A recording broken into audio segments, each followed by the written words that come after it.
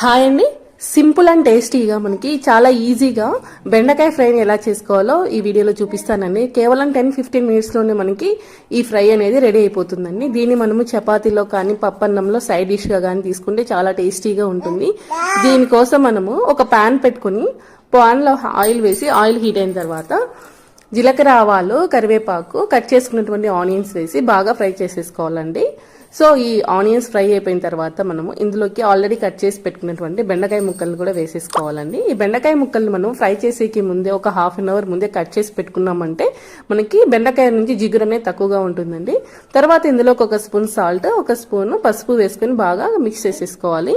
కలుపుకున్న తర్వాత దీని మసాలా కోసం మనము ఒక మిక్సర్ జార్ తీసుకొని ఎండు కొబ్బరిని, తర్వాత 2 స్పూన్ల కారాన్ని, ఒక 10-15 వెల్లుల్లి రెబ్బల్ని వేసుకుని బాగా గ్రైండ్ చేసుకుని పక్కన పెట్టేసుకోండి. ఈ బెండకాయ ముక్కలు బాగా మగ్గిపోయిన తర్వాత మనము ఆల్రెడీ గ్రైండ్ చేసి పెట్టినటువంటి కారపొడిని కూడా వేసుకొని బాగా మిక్స్ చేసుకొని లో ఫ్లేమ్లో పెట్టుకొని బాగా రోస్ట్ చేసుకుంటే మనకి ఎంతో టేస్టీగా ఉండే బెండకాయ ఫ్రై అనేది రెడీ అయిపోతుందండి. ఈ వీడియో కనుక మీకు నచ్చినట్లయితే మన ఛానల్ని సబ్స్క్రైబ్